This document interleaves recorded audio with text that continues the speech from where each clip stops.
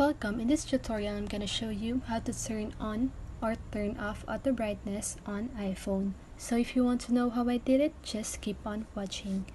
So first, you want to open your settings, then just wait, and then scroll down until you see accessibility.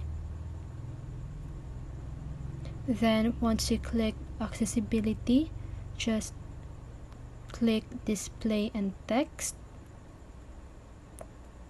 and then after you've done that, just scroll down until you see auto brightness. So just toggle this switch on if you want to turn on your auto brightness, then turn it back to off if you don't want auto brightness. So just to remind you, turning off auto brightness may affect battery life. So that's how you do it. I hope this video helps you, and if it did, make sure to like, subscribe, and hit the bell notification so you won't miss a video. See you on the next one and have a great day.